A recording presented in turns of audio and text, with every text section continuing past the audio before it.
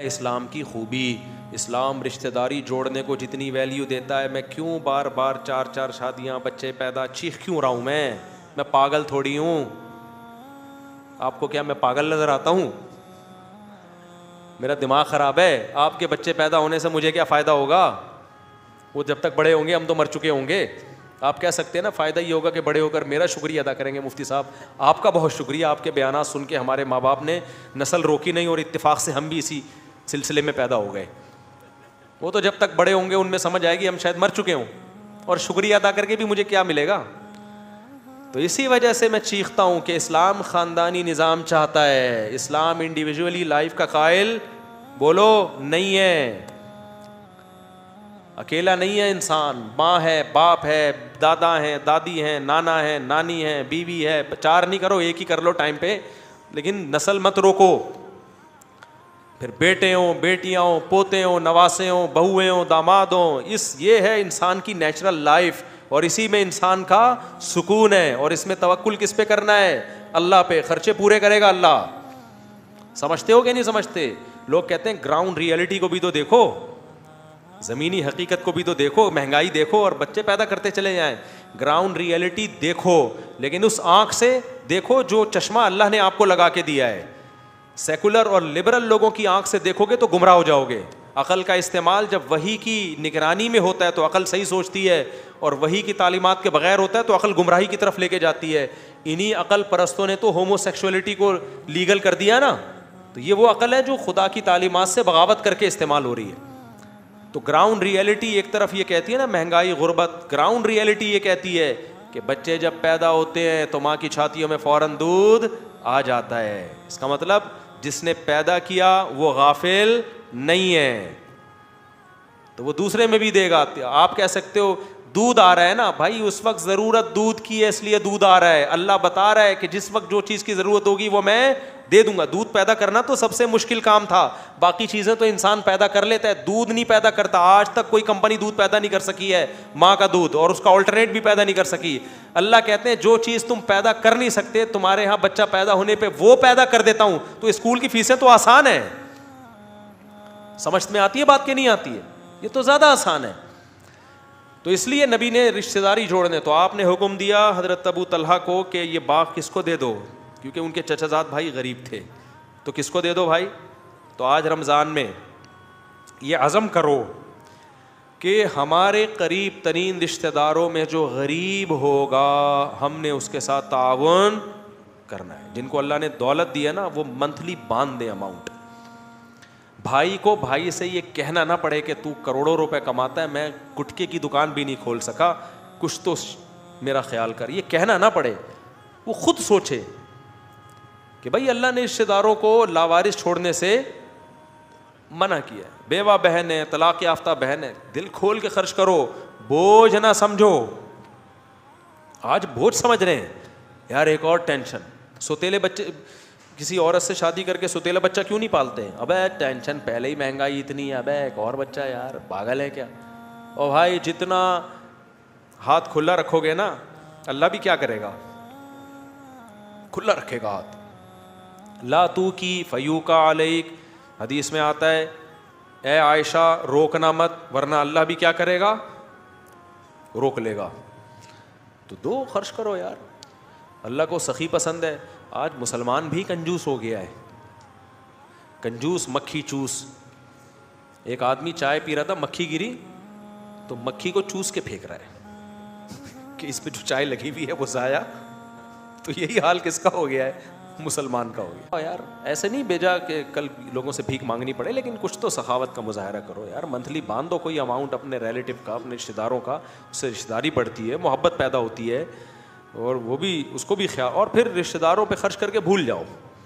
آج مصیبت کیا ہے کہ جب رشتہ داروں سے اچھا سلوک کرتے ہیں تو یہ اچھا سلوک برے سلوک کا ذریعہ بن جاتا ہے. آپ رشتہ داروں سے اچھا سلوک کرو نا تو اس کی وجہ سے رشتہ داری جڑنے کے بجائے اور کیا ہوتی ہے, ٹوٹتی ہے. کیوں؟ آپ کہتے ہو میں نے تو اتنا خیال کیا, وہ تو پوچھتا ہی نہیں ہے, میں نے تو یہ کیا, وہ تو پوچھتا ہی نہیں ہے. اب بھائی تو نے کیا اللہ کے لیے, چھوڑ دے اس کو. یہ آپ اپنے لیے کر رہے ہو, آپ اس کے لیے نہیں کر رہے. تو اس لیے اپنے قریبی رشتوں پہ خرچ کرنا اسلام میں اس کی بہت زیادہ فضیلت ہو. دینی مدرسوں پہ بھی خرچ کرو, رشتہ داروں پہ بھی خرچ کرو, اور فلسطین میں جو کچھ ہو رہا ہے آپ کو پتہ ہے, جو ظلم ہو رہا ہے وہاں پہ, کوئی قابل اعتماد ٹرسٹ ہو. میں چونکہ پاک ایڈ ویلفیئر ٹرسٹ کو پرسنلی جانتا ہوں اس لیے میں ان کا نام لے لیتا ہوں, باقی جس ٹرسٹ پہ بھی آپ کو اعتماد ہو تو ان کے ذریعے وہاں بھی رقم پہنچاؤ رمضان میں, اور دنیا میں جہاں کہیں مظلوم ہے. ہمارے مال میں سب کے لیے حصہ ہونا چاہیے تاکہ ساری فضیلت ہمیں, ہر طرح کی صدقے کی فضیلت ہمیں حاصل ہو. اور اپنی جان پہ بھی خرچ کرو, اچھی خوراک کھایا کرو, کیونکہ اپنے اوپر خرچ کرنا بھی کیا ہے, صدقہ ہے. تو جب صحت اچھی ہوتی ہے انسان عبادت کرتا ہے, دوسروں پہ بوجھ نہیں بنتا. ہم آگے چلتے ہیں. اسی میں ایک اور آیت ہے, اللہ تعالیٰ نے, یہودی جو ہے نا بار بار یہ کہا کرتے تھے کہ دیکھو اسلام جب دنیا میں آیا ہے تو انہوں نے تو بہت سی چیزیں حلال کر دی ہیں, حالانکہ وہ حضرت یعقوب علیہ السلام کے مذہب میں حرام تھی. تو اللہ نے بتایا کہ بھائی یہودیوں پہ کچھ چیزیں ہم نے ان کے گناہوں کی وجہ سے حرام کی ہیں, گناہوں کی وجہ سے, وہ ناپاک چیزیں نہیں ہیں, تو وہ ان کو اسپیسیفک ان کے لیے سزا تھی. پھر بار بار یہ لوگ کہا کرتے تھے کہ بیت المقدس کی طرف رخ کر کے مسلمان نماز پڑھتے تھے, اب کدھر نماز پڑھنا شروع کر دی ہے, بیت اللہ کی طرف. اللہ نے فرمایا ان اول بیت وضع للناس, سب سے پہلے جو گھر بنایا گیا ہے نا لوگوں کے لیے تاکہ وہ عبادت کریں, وہ ببکہ تھا. وہ کہاں ہے, مکہ کو بکہ بھی کہتے ہیں عربی میں, وہ مکہ میں ہے. تو بیت اللہ سب سے پہلا گھر ہے جو اللہ نے بنایا. یہاں مجھے ایک بات یاد آئی, سعودی عرب میں ایک صاحب بتا رہے تھے ہمارے ایک رشتہ دار اللہ سے دعا مانگ رہے تھے, اللہ مجھے کوئی گھر دلا دے, تو بھی بغیر گھر کے نہیں ہے. صحیح ہے نا, تجھے بھی گھر کی ضرورت ہے, تو میں بغیر گھر کے کیسے رہوں. دیکھو کیسے کیسے لوگ واسطے دیتے ہیں نا اللہ. یہ تو اللہ ہو کے بھی تجھے زمین پہ اپنا گھر چاہیے, بات بالکل ٹھیک کی ہے. میں نے کہا لیکن اس میں ایک چیز ایڈ کر لو کہ اللہ ہمیشہ سے ہمیشہ رہے گا, اس لیے اللہ کو کرائے کے گھر کی ضرورت نہیں, اللہ کو اپنے گھر کی ضرورت ہے. اس لیے اللہ نے کرائے پہ گھر نہیں لیا. سچی مچی کا قیامت تک میں اور آپ مسافر خانہ ہے, تو اپنا گھر مل جائے تو ٹھیک ہے, نہیں ملے تو کرائے کا گھر. تو گھر واقعی ضرورت ہے, لیکن اپنا گھر ہونا یہ ضرورت نہیں ہے, کیونکہ مسافر خانہ ہے بھائی, ٹرین میں بیٹھے ہوئے ہیں, اگلے اسٹیشن سے اتر جائیں گے, جنازہ اٹھنے والا ہے, یہ زیادہ ٹائم نہیں ہے, 10 20 30 40 50 سال بس, یہ کچھ ٹائم نہیں گزرتا ان میں. آپ کو بھائی 50 سال کو کم ہے, نہیں بہت کم ہے. جب آئیں گے نا 50, اب بولو گا بھائی یہ کیا ہو گیا یار, ابھی کل کی بات تھی اور ابھی 50 کے ہو گئے, ابھی 60 کے ہو گئے. تو ایسے ٹھک ٹھک ٹھک کر کے ٹائم گزر رہا ہے. تو اللہ نے بہت پیسہ دیا ہے, اپنا گھر بنا لو, نہیں دیا تو کرائے کے گھر پہ رہو, لیکن گھر ہونا بہرحال ضروری ہے. بے گھر آدمی کا بڑی زندگی. تو پھر جس کو کرائے کا بھی نہیں مل رہا, اپنا بھی نہیں مل رہا, وہ اللہ میاں کو یہ واسطہ دے سکتا ہے کہ اللہ گھر کے بغیر تو بھی نہیں. تو اللہ کیوں گھر کے بغیر نہیں ہے پتہ ہے آپ کو؟ اس لیے نہیں ہے کہ اللہ چاہتا ہے میرے بندے مجھ سے محبت کریں, جیسے میں بندوں سے محبت کرتا ہوں بندے بھی مجھ سے محبت کریں, اور مجھ سے ملاقات کے لیے آیا کریں, مجھ سے لپٹ کے رویا کریں. تو اب اللہ کے پاس تو ہم عرش پہ نہیں جا سکتے نا, یہ تو ناسا والوں سے رابطہ کرنا پڑے گا بھائی, کوئی ایسی خلائی شٹل بناؤ جو 7ویں آسمان پہ جائے. وہ کہیں گے چلے جاؤ گے, واپسی کی کوئی گارنٹی نہیں ہے. تو اللہ میاں نے کیا کیا بھائی, ہم جیسے اپنے ماں باپ کے گھر جاتے ہیں عید بقرعید پہ ان کی زیارت کے لیے, دادا دادی کے گھر جاتے ہیں, تو ہر ایک کے گھر ہی جاتے ہیں نا جب ملنا ہوتا ہے. کسی بڑے دن کے موقع پہ جب کسی سے ملنا ہوتا ہے تو ہم کہاں جاتے ہیں, روڈ پہ بلاتے ہیں اس کو. آپ آئے جی عید کے دن اپنی اماں سے ملنے جانا ہے, تو آپ نے کہا اماں وہ اعلیٰ دین پارک پہ آ جاؤ.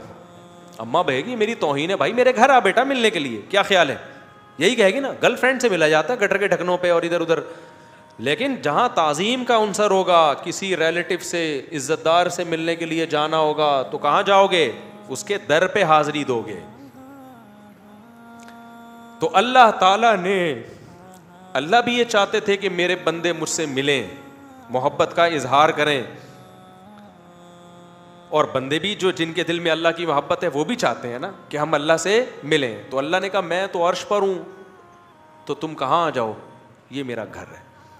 تو اللہ میاں نے کوئی لگژری گھر نہیں بنایا کہ اس میں اٹیچ باتھ روم ہوتا, اس میں کچن ہوتا, اس میں ایک واش روم ہوتا, اس میں لگژری سوئمنگ پول ہوتے, اس میں جناب کو بڑے پنکھے ایئر کنڈیشن اور فانوس لٹکے ہوئے ہوتے. نا نا نا, اللہ نے کہا بھائی محبت کا اظہار کرنا ہے نا لپٹ کے, تو ایک 4 دیواری بنا دی. اب تو پھر بھی اس میں سونے وونے کے دروازے لگا دی. ابراہیم علیہ السلام نے تو کچے گارے کی مٹی سے بنایا تھا, اور جگہ بھی ایسی بیابان, کوئی گھاس پھوس بھی نہیں اگتی وہاں پہ, ایسی جگہ پہ اللہ میاں نے اپنا گھر بنا دیا. بیابان جگہ پہ پتہ ہے کیوں بنایا اللہ میاں نے؟ اگر اللہ میاں اس کو سوئٹزرلینڈ جیسی جگہ پہ بنا دیتے نا, تو پھر تو سوئٹزرلینڈ کے چکر میں جا رہے ہوتے سارے, لیبل لگاتے اللہ کے گھر کی زیارت جا رہے ہیں, اصل میں تو پہاڑیاں دیکھنی تھی ہری بھری. اللہ میاں نے کہا ایسی جگہ پہ بناؤں گا کہ جو مجھ سے محبت کرے گا وہ محبت ہی کھینچ کے لائے گی, اس کے علاوہ اس کو وہاں انٹرٹینمنٹ کی کوئی چیز نہیں ملے گی, کوئی آبشاریں چشمے نہیں ہیں وہاں پہ, ایک زمزم ہے بس, وہ بھی دودھ کی نہر نہیں ہے, کوئی شہد کی, پانی پانی ہے وہ بھی. تو اب لوگ وہاں جاتے ہیں, اللہ کہتے ہیں ان اول بیت وضع للناس للذی ببکۃ, وہ گھر ہے جو مکہ میں ہے, سب سے پہلا گھر. وہ کسی عارضے کی وجہ سے بیت المقدس بنا دیا تھا اللہ نے, کیونکہ ابراہیم علیہ السلام, موسیٰ علیہ السلام, ابراہیم علیہ السلام کی اولاد میں جتنے پیغمبر نبی کے علاوہ آئے, اسماعیل علیہ السلام کے علاوہ, وہ سارے بیت المقدس میں آئے ہیں. تو اس لیے اس وجہ سے اللہ نے کیا کر دیا کہ چلو جی وقتی طور پر بیت المقدس ہے, وہیں حج, وہیں جو ہے نا رخ کر کے نماز پڑھو گے. لیکن اصل کیا ہے تھا؟ اللہ کہتے ہیں اصل تو یہ تھا, بیت اللہ تھا. تو اس لیے اب اللہ سے جن کو محبت ہے وہ جاتے ہیں وہاں, ایک عجیب منظر ہوتا ہے لوگوں کا. تو کیسے یہ جو ملتزم ہے یہاں لپٹتے ہیں, کیسی روح کو تسکین ملتی ہے کہ نہیں ملتی. تو یہ اللہ کا ہم پر بہت بڑا احسان ہے کہ اللہ نے کہا میرا گھر ہے, چلو جی اب اس کے گرد چکر لگاؤ, گھومو. اور ایک انتہائی افسوس کے ساتھ اب لوگوں میں عبادت میں روحانیت ختم ہو رہی ہے, انٹرٹینمنٹ کا عنصر زیادہ آ رہا ہے, روحانیت کا عنصر ختم. یہ دو بہت بڑی عبادتیں ہیں عمرے میں, طواف اور سعی. اس میں باتیں کرنا, سیلفیوں کی طرف توجہ دینا. دیکھو جب آپ اپنے دل سے کسی کام کی عظمت کو ختم کر دو نا اور انٹرٹینمنٹ بنا لو اس کو, اس کا سب سے پہلا وبال پتہ ہے کیا آتا ہے؟ پھر دوبارہ کبھی بھی آپ وہ عبادت کرو گے اس میں آپ کو روحانی لذت محسوس نہیں ہوگی. مثال کے طور پر آپ نماز پڑھ رہے ہو, اس میں ہنسی مذاق شروع کر دو نماز میں, اور کبھی کھجا رہے ہو, کبھی ہنس رہے ہو, کبھی کیا کر رہے ہو, تو نماز تو ٹوٹتی ہے. لیکن اگر اس طرح چند دن دفعہ پڑھو گے نا تو پھر نماز کی لذت ہمیشہ کے لیے ختم ہو جائے گی, آپ کے دل سے نماز کی عظمت نکل جائے گی. اور آسان مثال دیتا ہوں, مسجد میں ہم آتے ہیں, ایک الگ سے احترام ہوتا ہے نا مسجد کا, ذہن میں کیا خیال ہے کہ بھائی گالی نہیں دینی, شور شرابہ نہیں کرنا, تمیز سے بیٹھنا ہے, ہوتا ہے نا احترام. لیکن اگر کچھ دنوں کے لیے اللہ نہ کرے مسجد کو ہوٹل کا ماحول بنا دیا جائے, آپ آ رہے ہو, چائے پی رہے ہو, میز کرسیوں پہ پان گٹکے چل رہے ہیں, تو مسجد کا تقدس ہمیشہ کے لیے آپ کے دل میں ختم. پھر آپ کو مسجد میں وہ روحانیت محسوس ہی نہیں ہوگی. تو خوب سمجھ لیں, جب آپ طواف کرتے ہیں, سعی کرتے ہیں, اگر آپ نے وہاں سیلفیوں میں, نمائش میں لگا دیا اپنے آپ کو, ہنسی مذاق میں لگا دیا, باتوں میں لگا دی, کچھ لوگ طواف کرنے گپے لگا رہے ہیں, سعی کے دوران گپ شپ لگا رہے ہیں, ہنس رہے ہیں, اور بھائی کیا حال ہے, اور بھائی تھوڑا اسپیڈ پکڑ لیں, تھوڑا سا تیز چلے, ابھی تھوڑا آہستہ ہو جا, یہ ابھی تو چل رہا ہوتا ہے بعض لوگوں میں. تو بھائی یہ تو شاعر اللہ ہے, آپ کس جگہ پہ ہو؟ اللہ کا گھر ہے. ساری زندگی جس کی طرف رخ کر کے نماز ادا کی, آج اللہ نے وہ آپ کے سامنے رکھ دیا. اتنی بڑی جگہ, یوں سمجھو اللہ ہے وہاں پہ. وہ تو اللہ کو اس دنیا میں اپنی یعنی دنیا کی آنکھوں سے دیکھنا ممکن نہیں ہے, تو اللہ نے کیا کر دیا, میرا گھر ہے. تو کتنی بڑی جگہ ہے. اور پھر صفا اور مروہ کی سعی من شعائر اللہ. یہاں حضرت ابراہیم کی زوجہ نے ایک بہت بڑی قربانی دی تھی, اپنے بچے کو لے کے تڑپایا تھا انہوں نے اللہ کے لیے. بھوک, ابراہیم علیہ السلام اپنی زوجہ کو ایسی جگہ پہ چھوڑ کر آ گئے, کوئی گھاس کا تنکا بھی نہیں ہے. کتنی بڑی قربانی ہے. انہوں نے کہا اللہ کی خاطر صبر کروں گی بس. صحیح بخاری کی حدیث ہے کہ حضرت ہاجرہ نے ابراہیم علیہ السلام سے پوچھا, آپ ہمیں یہاں کیوں چھوڑ کے جا رہے ہو؟ وہ جواب ہی نہیں دیتے تھے, بار بار پوچھتی تھی. آخر میں ایک سوال پوچھا کہ اللہ کے حکم پہ کر رہے ہیں, یہ کہاں سے اونٹ پہ چل کے آئے ہوں گے ریگستانوں کو کراس کر کے. آپ دیکھ لو ذرا بیت المقدس سے سفر ذرا دیکھو آپ, شام سے سفر, شام سے ہوتے ہوئے آئے یہاں پر مکہ, ریگستان ہے لمبے لمبے. زوجہ بار بار پوچھ رہی ہے کہاں لے جا رہے ہو بھائی, اور چھوڑ کے آ رہے ہو ہمیں. جب کئی بار پوچھا, پھر پوچھا بتائیں اللہ کے حکم پہ کر رہے ہیں, فرمایا ہاں. تو حضرت حاجر نے فرمایا اذا لا یضیعنا, پھر اللہ ہمیں ضائع بولو نہیں کرے. کیسا توکل پیدا ہوتا ہے یار, اللہ کے لیے جب قربانی دی جا رہی ہے تو پھر اللہ ضائع نہیں کرتا, اور قربانی ہی اللہ چاہتے ہیں بھائی. کتنی بڑی یادگار ہے. پھر وہاں حضرت ہاجرہ کا اللہ کو دوڑنا کتنا پسند آیا, کیونکہ قربانی دی ہے نا, اللہ قربانی مانگتا ہے. آج ہمارے زندگی میں قربانی بولو نہیں ہے, کوئی اللہ کے لیے نہ پسینہ بہاتے ہیں, خون تو بہت دور کی بات ہے, فجر کی نماز نہیں پڑھی جاتی آج نیند قربان کر کے. تو قربانی دی, اس قربانی کی اللہ نے کیسی قدر کی ہے, کیسے دیوانوں کی طرح بھاگ رہی تھی نا, کیا حال ہوا ہوگا. عورت اپنے بچے کو بھوکا پیاسا برداشت کر سکتی ہے؟ بچہ ایڑیاں رگڑ رہا ہے, رو بھی رہی ہیں, پریشان بھی ہیں, اللہ سے شکایت نہیں ہو رہی کہ اللہ یہ تو نے کیا کر دیا ہمارے ساتھ. آج تھوڑا سا دین پہ چلتے ہیں, ذرا سی قربانی آئے تو اسلام کو, مولویوں کو, شریعت کو برا بلا کہنا شروع. ابے ان مولویوں نے یہ کر دیا, ابے وہ علماء نے یہ کر دیا, ابے اللہ نے میرے ساتھ یہ کر دیا. بچہ قحط سے مر رہا ہے, بھوک پیاس سے, دوڑ رہی ہیں, جو ان کے بس میں ہے وہ کر رہی ہیں. زبان سے کوئی اللہ کے خلاف شکایت بولو نہیں. ادھر کتنی مشکل ہے, تھک جاتا ہے آدمی اچھا خاصا صفا مروہ کی صحیح میں. اور اب تو کافی حد تک پلین ہو گیا, پہلے تو پہاڑ پہ چڑھنا, پہاڑ پہ اترنا ایسے تھا. کتنا بڑا واقعہ ہوا ہے, اور اس کو کیا بنایا جا رہا ہے, انٹرٹینمنٹ. سیلفی نہ کہیں فوت ہو جائے اپنے گھر والوں, بھائی بعد میں بنا لینا سیلفی, ہم منع نہیں کر رہے, ایک یادگار رکھ لینا اپنے پاس. ابھی تو فوکس کرو کس کو, عبادت کو فوکس کرو. وہ دل میں استحضار رکھو کہ اللہ کی ایک نیک بندی یہاں دوڑی تھی. جب وہاں دوڑو نا, دیکھو اسلام کی ساری عبادتوں میں وقار ہے. حدیث میں آتا ہے جماعت نکل بھی رہی ہو نا, دوڑ کے مت آؤ مسجد میں, کیونکہ یہ وقار کے خلاف. دوڑنا ہے تو جاگنگ کرو, جا کے پارک بنے ہوئے ہیں, گلی محلے دوڑنے کی جگہ نہیں ہے. وقار ہے وہاں. کیا ہے, اس وقار کو ایک طرف رکھ دو. کتنے بڑے بڑے بزرگ, پیغمبر, سب وہاں کیا ہوئے ہیں, ایک حد تک چلتا ہے, فوراً اللہ کی طرف سے آرڈر ہوتا ہے اب چلنا نہیں ہے, اب کیا کرنا ہے, یہاں سے دوڑنا ہے. دیکھنے میں تو کچھ بھی نہیں ہے بھائی, بہت بڑا سبق مل رہا ہے ہمیں اس واقعے سے, بہت بڑا سبق. یہ کیسی بات, کوئی غیر مسلم دیکھے یار یہ کوئی عبادت ہے. نماز عبادت سمجھ میں آتی ہے, رکوع کر رہے ہو, سجدہ کر رہے ہو, قرآن پڑھ رہے ہو, سمجھ میں آتا ہے نا, روزہ رکھ رہے ہو, یہ کیا عبادت ہے, دوڑ رہے ہو. اللہ نے کہا نہیں, میں نے عبادت کو کیا کر دیا ہے, اس کا فلسفہ ہی چینج کر دیا. عبادت جو میں کہوں گا وہ کرنا پڑے گا. تو وہاں کیا کرنا ہے, آپ نے دوڑنا ہے وہاں پہ. تو یہ بہت بڑا ایک, تبھی حدیث میں آتا ہے کہ نبی صفا اور مروہ میں جو پہاڑیوں پہ بہت لمبی دعائیں مانگا کرتے تھے, بہت زیادہ. ہمارے جتنے اکابر حج کرنے جاتے تھے, عمرہ کرنے, ہمارے شیخ مفتی رشید احمد صاحب بھی, اور جو میرے شیخ ہیں بھی, وہ بھی, ہم نے سب کو دیکھا ہے کہ صفا مروہ پہ لمبی لمبی دعائیں, کیونکہ یہ دعا کی قبولیت کا موقع ہے. ایک واقعہ ہوا تھا یہاں پہ, اس کا واسطہ اللہ کو دیا جا سکتا ہے, لیکن ایک وہ بھی ایک انٹرٹینمنٹ سے بن گئی ہے. عمرے میں بھی مجھے تو, میں چونکہ اب عام دنوں میں تو میں جب عمرے پہ جاتا ہوں تو منہ چھپا کے جاتا ہوں, لیکن احرام میں تو منہ نہیں چھپایا جا سکتا نا. تو طواف کے دوران لوگ آ کے تنگ کر رہے ہوتے ہیں, اور مفتی صاحب, میں نے کہا مجھے غصہ آتا ہے پھر مجھے, یار تم اللہ کے گھر میں آئے ہو, مفتی صاحب کو دیکھنے کے لیے آئے ہو تم یہاں پہ, کتنی افسوس کی بات ہے. جب طواف کر رہے ہو, تمہیں ایک مشہور آدمی نظر آیا تو اللہ کو دیکھنے کے بجائے کہاں دیکھ رہا ہے, مفتی صاحب کو. بعد میں مل لینا, بعد میں اگر مفتی صاحب مارکیٹ سے شارٹ ہو گئے تو کوئی بات نہیں, ابھی کس کو فوکس کرو, اللہ کا گھر ہے بھائی, اس کو, اس کی توجہ دو. ہاں تھوڑا سلام کر لیا, ہیلو, بس اتنا کافی ہے. اس وقت سیلفیاں طواف کے دوران لینے کی کوشش, یہ بہت غلط حرکت ہے. صفا مروہ میں بھی, تو حج میں تو اور زیادہ ہے, حج میں رمی بھی ہے, رمی ایک الگ ہی عبادت ہے. پھر طواف زیارت ہے. طواف زیارت کا کیا مطلب ہے, بقرعید کے دن طواف.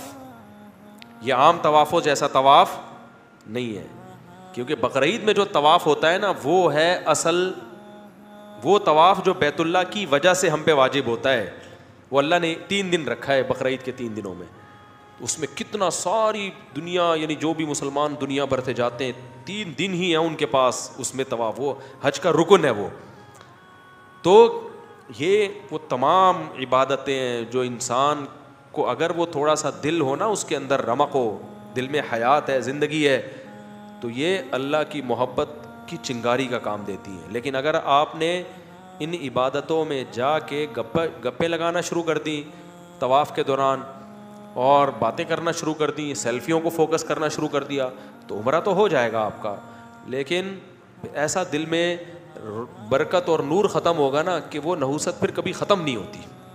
کتنے لوگ ہیں دل ہی نہیں لگتا ان کا وہاں پہ, کہتے ہیں یار بس آئے تھے جلدی سے عمرہ کر کے بھاگے یہاں سے. تو یہ اللہ تعالیٰ کی طرف سے پھر دل میں جو ہے نا وہ سیاہی پیدا ہو جاتی ہے. تو اللہ نے کیا فرمایا, ان اول بیت وضع للناس للذی ببکۃ. یہ مکہ میں جب پہلے لوگ جایا کرتے تھے نا, اب تو آسان ہو گیا نا, ہر غریب سے غریب بھی جا رہا ہے. پہلے زمانے میں جب حج عمرے کے لیے لوگ جاتے تھے چیخیں نکل جاتی تھی لوگوں کی, بے ہوش ہو جاتے تھے, کئی مہینوں کا سمندری جہازوں کا اونٹوں کا سفر کر کے پہنچتے تھے اللہ کے گھر کو دیکھنے کے لیے. جب نظر پڑتی بے ہوش ہو جاتے لوگ. اب تو ٹیلی ویژن میں بھی دیکھ رہے ہیں, موبائل میں بھی دیکھ رہے ہیں ہر وقت, اور پھر سیلفیاں بھی لے رہے ہیں. تو وہ کیا ہو گیا, دل میں اس کی جو اہمیت تھی اور جو ایک جذبہ ہونا چاہیے تھا وہ جذبہ ختم. تو اس میں ہمارا ہی نقصان ہے, اللہ میاں کا کوئی نقصان